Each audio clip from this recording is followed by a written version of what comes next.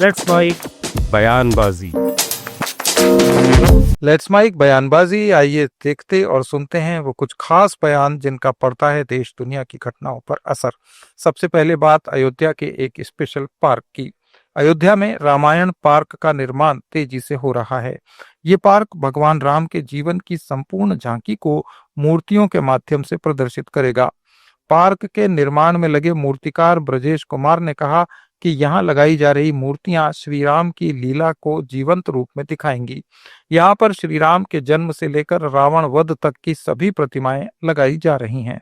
किस चीज़ का प्रसंग आप बना रहे हैं? देखिए, ये है हमारा जो है गुप्तार घाट के सरयू नदी का किनारा है, जो कि हमारा ये रामायण पार्क बन रहा है कि जो है ये हमारा रामायण भगवान श्री राम जी के जन्म से लेके और रावण वध तक ये इसमें सारी प्रतिमाएं लगाई जा रही हैं, जो कि म्यूरल लगाया जा रहा है।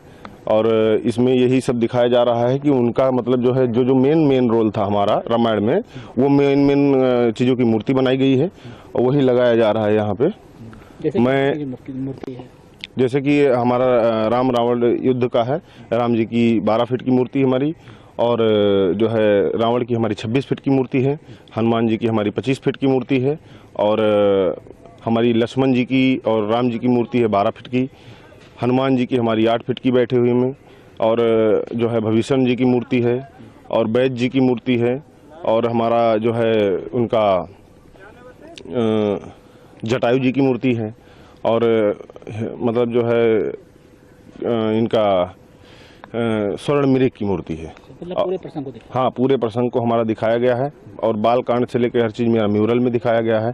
यहाँ हमारे सामने राम दरबार लगा हुआ है, राम दरबार में म्यूरल लगा हुआ है, म्यूरल की मूर्तियाँ हैं हमारी जी। तो अगर इसको लगाने में कैसा दिखेगा ये पार्क? अरे बहुत खूबसूरत ये पार्क दिखेगा। यहाँ का जो मतलब जो है पार्क ये बनाया जा रहा है, बहुत खूबसूरती के साथ बनाया जा रहा है। दिल्ली की हवा जहरीली होती जा रही है।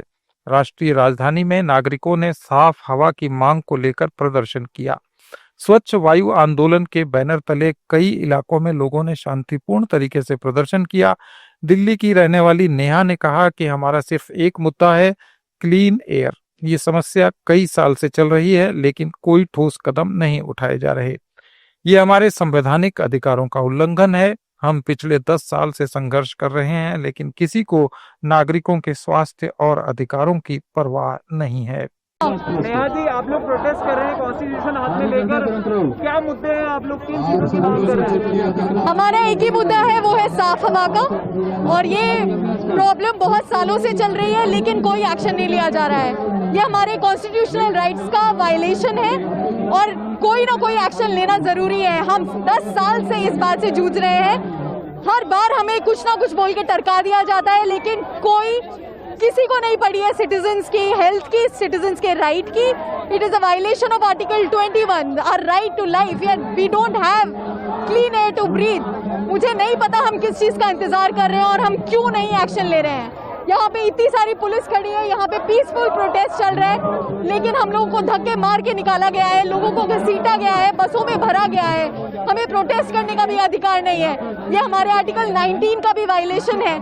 ये गांधी का देश है, यहाँ पे हम पीसफुल प्रोटेस्ट भी नहीं कर सकते हैं। ये कोई पॉलिटिकल मैटर नहीं है, ये साफ हवा की बात है।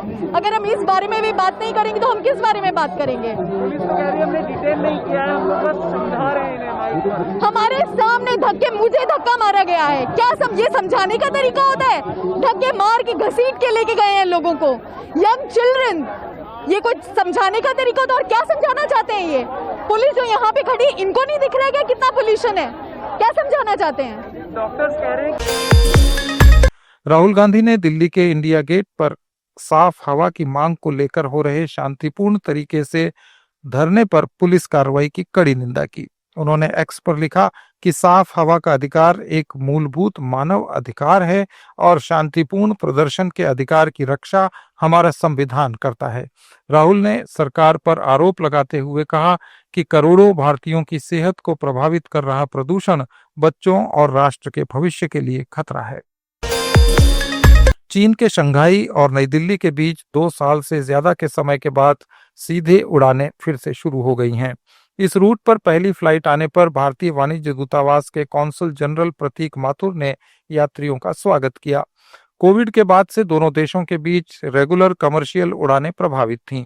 अब इनके शुरू होने से छात्रों, यात्रियों और पर्यटकों को बड़ी राहत मिलेगी।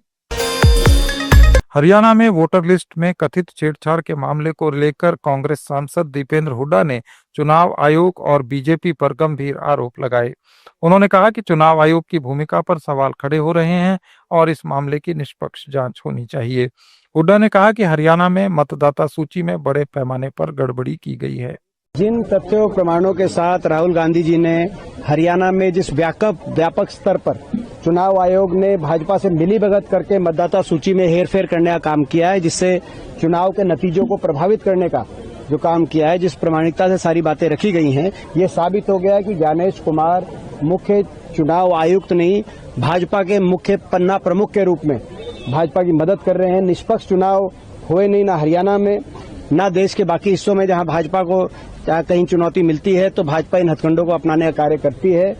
और इसीलिए ये सारे प्रमाण आने के बाद जो हम शुरू से कह रहे थे, आपने देखा हरियाणा के चुनाव में किस तरीके से जिस दिन मतदान हुआ एक अलग प्रतिशत था, मतदान 61% था, और जिस दिन गिनती हुई वो 67% तक उसकी मतदान की 13 लाख वोट बढ़े, जिसको किसी को समझ में नहीं आ रहा था।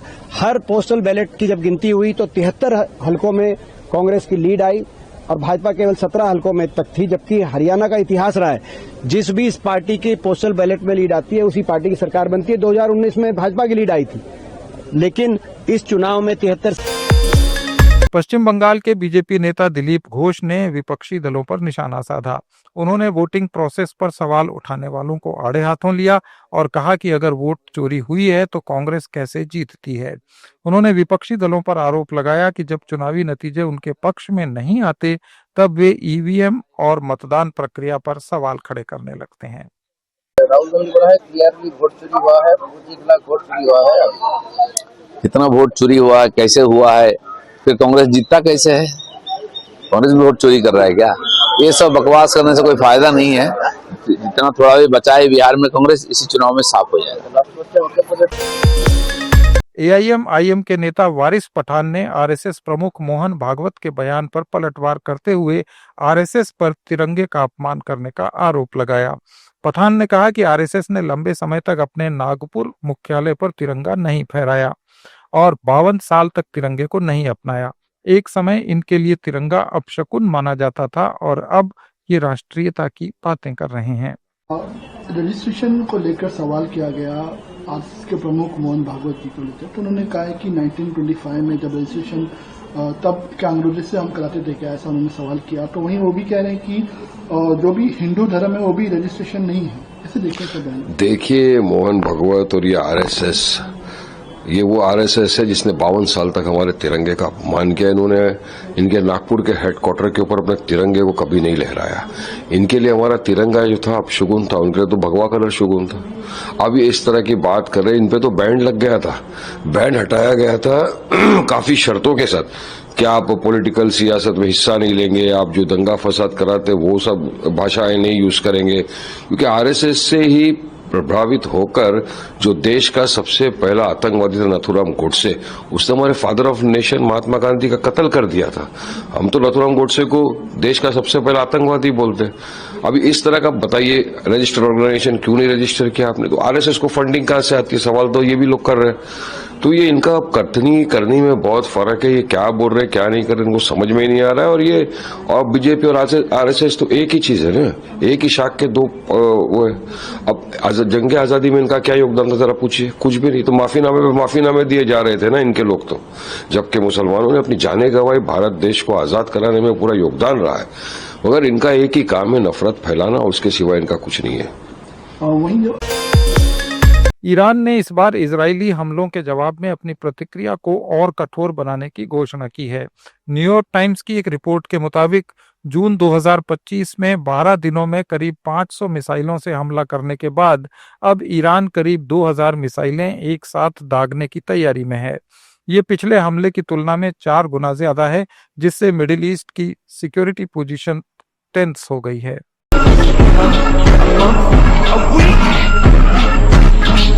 I trusted you! You just left me to die!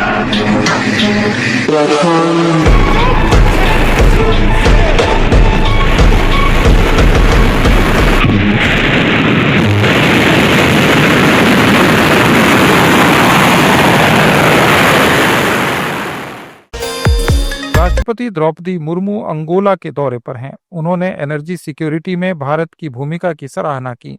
Angola के राष्ट्रपति जोआओ मैनुअल गोंकाल्वेस लोरेंसो के साथ द्विपक्षीय वार्ता में मुर्मू ने कहा कि दोनों देशों के बीच साझेदारी पारस्परिक विश्वास, सम्मान और जनता के कल्याण के साझा दृष्टिकोण पर आधारित है।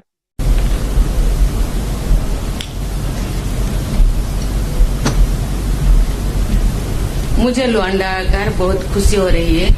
Estou bastante feliz de estar no Luanda. Trata-se da primeira visita de Estado de um presidente da Índia a Angola e por isso agradeço Sua Excelência, Presidente Lourenço, pelo seu amável convite para visitar Angola e participar na celebração do 50º aniversário da independência angolana. E eu gostaria de exprimir o meu profundo apreço ao governo e ao povo de Angola pela hospitalidade e recepção acalorada que foi brindada a mim e a minha delegação. A minha delegação inclui 2 ministros e 2 membros do parlamento. Na ocasião do 50º aniversário da vossa independência, eu trago as saudações calorosas e melhores votos de 1,4 mil milhões de cidadãos indianos. Índia apoia Angola na sua luta de independência anticolonial. E depois da independência, nós criamos parcerias estritas na construção, reconstrução e desenvolvimento de Angola. E elogiamos os esforços de desenvolvimento de Angola. Madhya Pradesh के पन्ना जिले के अजीत कुमार मिश्र ने मध्य प्रदेश लोक सेवा आयोग की परीक्षा में टॉप किया है। उनका चयन डिप्टी कलेक्टर के पद पर हुआ है। अजीत ने कहा कि यह सफलता उनके लिए केवल आत्मसंतुष्टि का कारण नहीं है, बल्कि ग्रामीण पृष्ठभूमि और सीमित आर्थिक संसाधनों के बावजूद पूरे प्रदेश के युवाओं के लिए प्रेरणा बन गई है।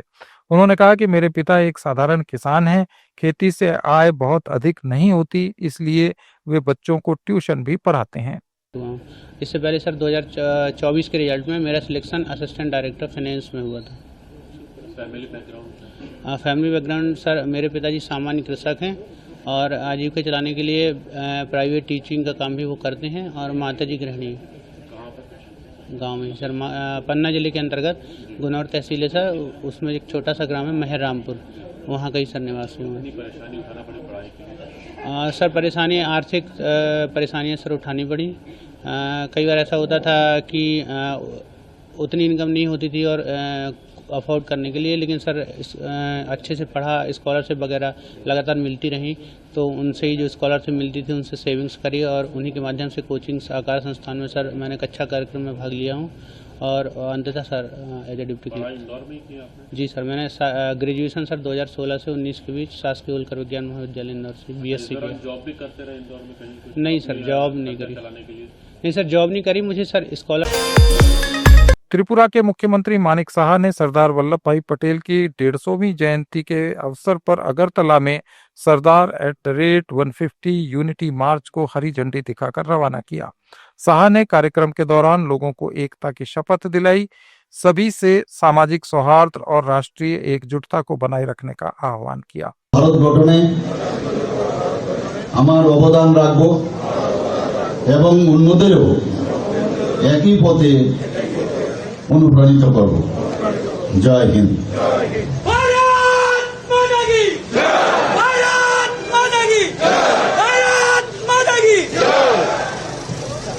অসংখ্য ধন্যবাদ মাননীয় মুখ্যমন্ত্রী মহোদয়কে। आत्मनिर्भर भारती समाज आंदोलन। ये थे आज के कुछ अहम बयान। अपडेट्स के लिए जुड़े रहिए लेट्स माइक के साथ।